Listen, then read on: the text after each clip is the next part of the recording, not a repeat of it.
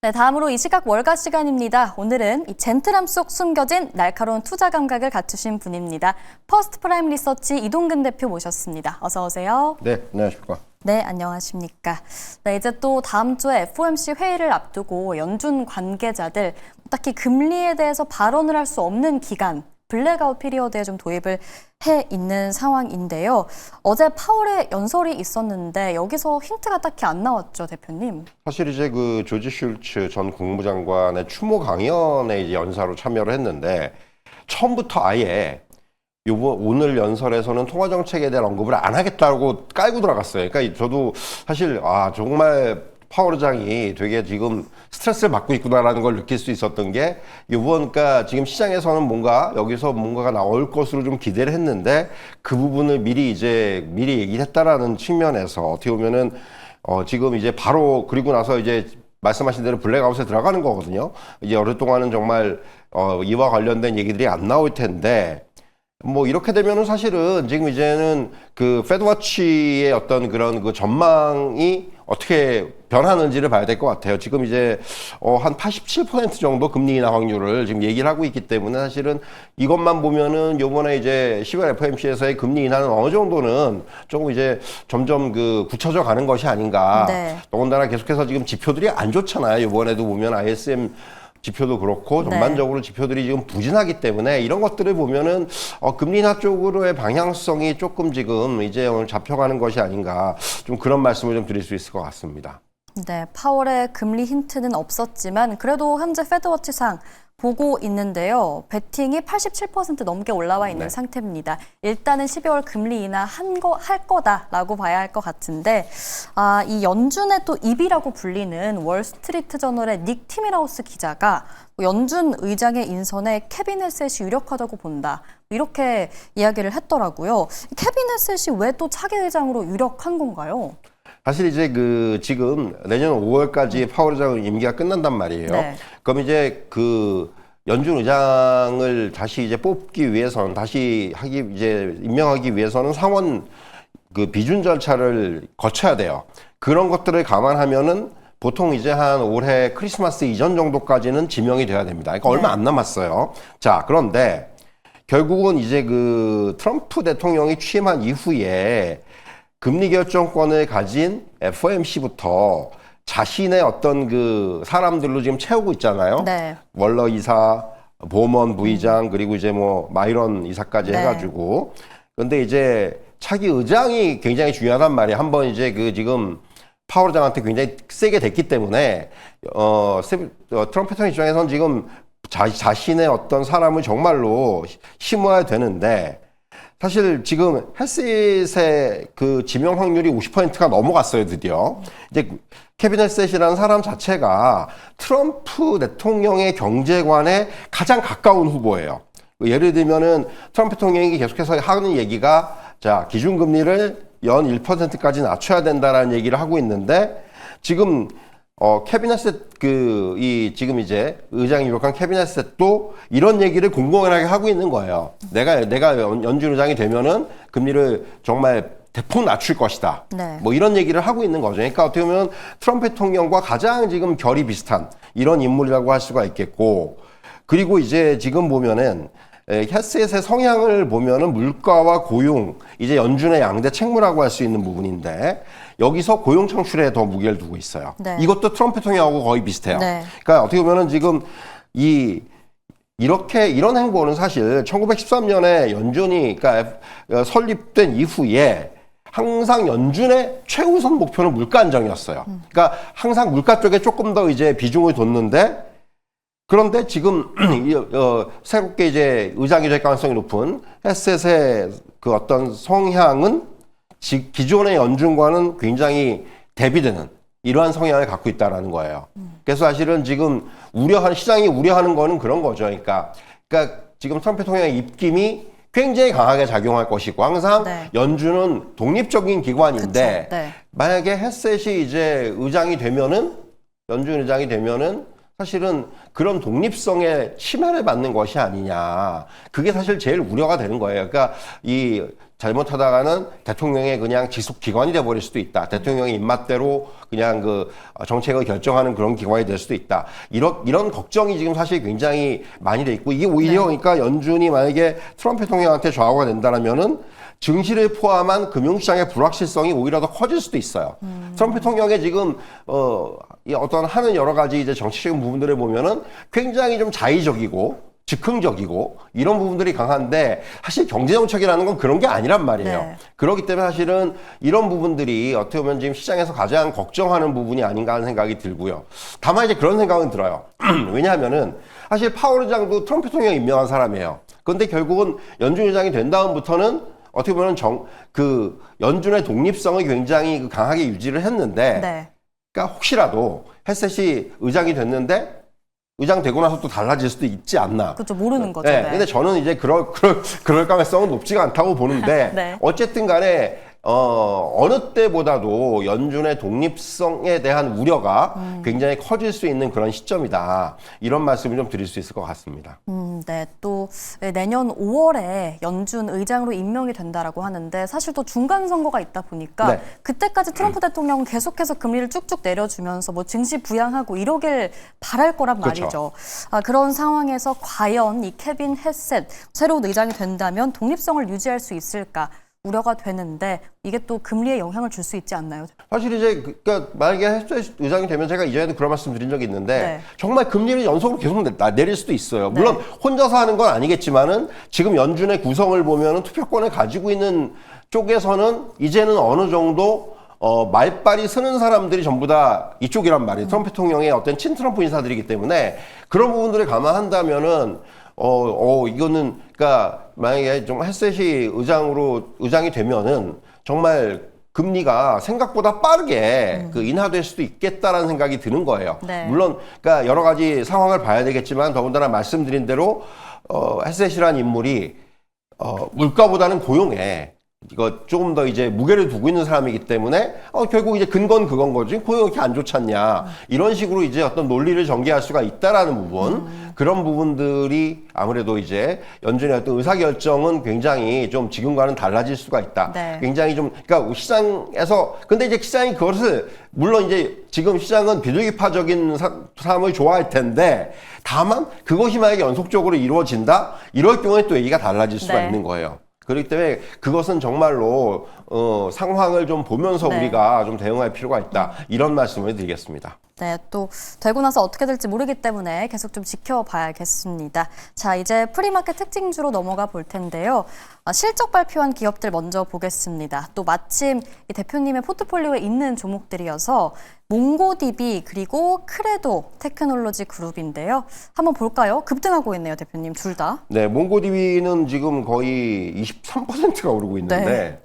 그러니까 3분기 실적이 굉장히 좋았어요. 예상치를 크게 상회를 했고, 무엇보다도 이제 클라우드 데이터 센터 관리 서비스, 데이터 관리 서비스인 아틀라스의 고객 수가 6만 8천 명이나 증가를 했죠. 이게 한 5만 명대로 예상을 했었는데 6만 명 이상 늘어났고, 그리고 이제 내년 가이던스도 크게 상향이 됐습니다. 그러면서 오늘 급반등을 하고 있죠. 최근에 보면 주가가 결국 우리가 얘기하는 AI 버블론에 휘말리면서 주가가 좀 부진했었어요. 네. 그러니까 거의 고점을 11월 초에 찍고 나서 거기서 뭐 고점에서 한 20% 정도의 주가 하락이 나왔는데, 그래도 이게 긍정적인 부분은 지금 기술적으로 봤을 때 한 61선 정도에서 지지가 됐다라는 거예요. 그러다가 이제 오늘 실적 발표하면서 거의 전고점을 돌파하는, 물론 이게 아직까지는 프리마켓입니다만은 그런 흐름이 나왔다라는 부분은 상당히 좀 의미가 있다, 이렇게 좀 볼 수 있을 것 같습니다. 그리고 이제 크레도 같은 경우는 역시 14%가 오르고 있죠. 네. 역시 이것도 이제 AI 버블에 좀 휘말리면, 크레도는 더군다나 데이터 센터에 들어가는 이제 아시겠지만 케이블이라든가 이런 쪽에 특화가 되어 있는 기업이기 때문에 영향을 많이 받았어요. 근데 이것도 기술적으로 보면은 절묘하게 61선까지 조정을 받았어요. 61선이 깨지진 않았습니다. 그러면서 61선에서 반등이 나기 시작을 했고, 여기서 이제 오늘 실적 발표하면서 역시 이것도 지금 이제 프리마켓에서는 고점을 돌파하는 모양이 나오고 네. 있어요. 되게 비슷해요. 그렇기 때문에 이런 기업들이, 그러니까 크레도 같은 경우도 이번에 실적 이제 오늘 끝나고 아마 실적 발표가 되는데 예상보다 굉장히 잘 나올 것으로 예상이 되고 있고, 더군다나 BOFA가 그 목표 주가를 165달러에서 240달러로 상향을 했고요. 그리고 TD 코인 같은 경우도 190달러에서 240달러로 상향을 했기 때문에 네. 이런 부분들을 보면은 역시 마찬가지로 이런 실적의 측면에서 주가가 이제 다시금 좀 힘을 받는 그런 모양들이 나오고 있다. 이렇게 정리해 드릴 수가 있을 것 같습니다. 네, 그럼 이 실적 잘 나와서 급등하고 있는 두 종목 일단 계속 보유할까요, 대표님? 그렇죠. 이제 그러니까 좀 한 차례의 그 고비를 넘긴 거예요. 그리고 기술적으로 네. 그러니까 훼손이 안 된 상태에서 반등이 나고 있기 때문에 그래도 굉장히 좀 다행이라고 생각을 합니다. 알겠습니다. 두 종목 가져가자라고 의견 남겨주셨고요. 자, 다음 또 오늘 장 마감 이후 실적을 발표하는 마벨 테크놀로지입니다. 뭐 AI 칩 스타트업을 인수하겠다라는 내용도 네. 함께 나왔는데 현재 2% 오르고 있습니다. 어떤 이슈죠? 마벨도 사실 마찬가지로 많이 빠졌다가 이제 지금 반등이 나고 있는데 뭐 분기 실적 호조가 예상이 된다라는 부분들 역시 이제 예상치보다 상회하는 EPS 매출액이 나올 것이라는 얘기들 여기다가 지금 이제 보면은 그 우리가 얘기하는 스타트업이죠. 그러니까 그 셀레스티얼 AI라는 회사를 인수하기 위해서 최종 뭐 결정 협상 단계라고 그러는데 결국 이제 이것은 AI 관련된 그 포트폴리오를 늘리겠다는 얘기예요. 회사 입장에서는. 마벨 같은 경우도 사실은 뭐 굉장히 지금 이런 AI에 관련돼서 올해 주가가 많이 오르기도 했고 했는데 이제 결국은 지금 이러한 그 AI에 대한 어떤 그룹의 비중을 늘리기 위한 이러한 어떤 그 M&A가 아닌가 이런 말씀을 드릴 수가 있겠고요. 뭐 거의 지금 세 종목의 차트가 거의 비슷해요. 네. 그러니까 61선 정도에서 지지가 되면서 거기서 이제 강한 반등이 나오고 있기 때문에 이런 종목들의 차트를 보시면은 아, AI 버블에 대한 좀 우려들이 이제는 조금 완화가 되는구나. 이 부분을 하면 여러분들도 이해를 하실 수 있을 것 같습니다. 알겠습니다. 마벨 테크놀로지까지 함께 살펴봤고요. 다음으로 인텔을 좀 보도록 할 텐데 최근에 정말 급등을 해줬고 오늘 프리마켓에서도 상승세를 이어나가고 있습니다. 확실히 트럼프 행정부가 살려주니까 잘 가는 걸까요? 네. 조정이 조금 나왔는데 이거는 이제 뭐 한 21선에서 좀 지지가 되면서 역시 반등을 하는 모습이고 뭐 말레이시아 반도체 시설에다가 2억 달러 투자를 하겠다는 얘기를 했었고 뭐 잘 아시는 이제 아시아 쪽에서는 가장 좀 반도체라든가 이쪽에서 그 우리가 얘기하는 지명도가 높은 거밍치 애널리스트가 2027년부터는 M칩을 생산할 것으로 전망이 된다라는 얘기들 이런 부분들이 아무래도 좀 긍정적으로 작용하고 있고요. 최근에 이제 다시금 좀 이제 고점, 10월 말에 기록했던 고점 부근을 좀 다시 한번 이제 탈환하려는 그런 움직임들을 보이고 있다는 측면. 그러니까 주가적인 측면에서는 이제 인텔도 계속해서 조정을 거치고 나서 재반등에 나서고 있다. 이렇게 좀 정리를 할 수가 있을 것 같아요. 알겠습니다. 인텔 좀 살펴봤습니다.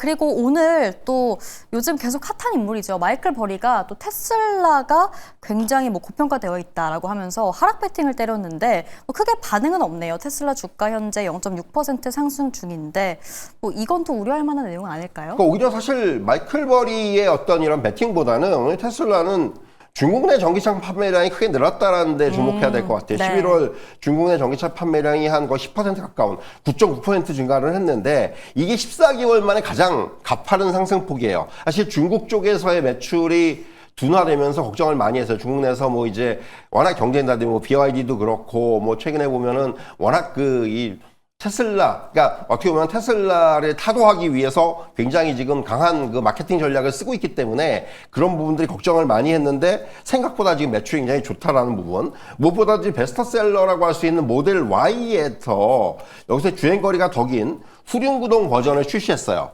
그러면서 아마 그 효과가 지금 이제 이런 매출의 증가로 이제 판매량의 증가로 나타나는 것이 아닌가 좀 그렇게 우리가 해석을 할 수 있을 것 같고요. 결국 향후에도 중요한 부분들 이게 중국 내에서의 전기차 판매량이 이제 증가하고 있다는 부분은 테슬라의 어떤 실적 전반에도 영향을 줄 수 있는 그런 어떤 이슈라는 점을 우리가 좀 주목을 해봐야 될 것 같습니다.